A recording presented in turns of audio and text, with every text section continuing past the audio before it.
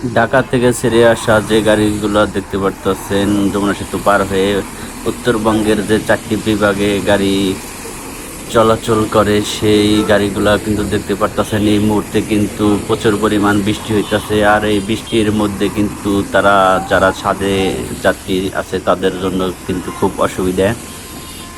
যে সার্ভিস গাড়িটি দেখতে পারতেছেন সিটিং সার্ভিস, তাদের গাড়িতে ছাদে যাত্রী নিয়েছে, তারা কিন্তু ত্রিপল বা কোনো সেফটি নাই তাদের জন্য।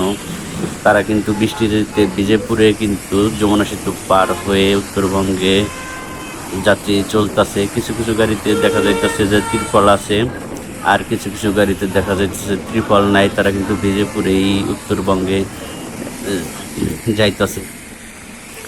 এই মুহূর্তে যে ভিডিওটি দেখতেছেন, যমুনা সেতু 1 কিলোমিটার আগে এই যে গাড়িটি দেখতে পাচ্ছেন তারা কিন্তু বিজেপুরেই চলতেছে।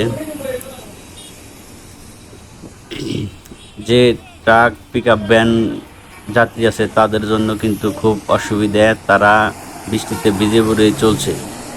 আর ছোট ছোট শিশু বাচ্চা নিয়ে যারা পিকআপ ভ্যান ট্রাক গাড়িতে উঠেছেন তাদের জন্য কিন্তু খুব অসুবিধা। আর যারা সার্ভিস গাড়িতে আছে তাদের কোনো অসুবিধা নাই। Pickup van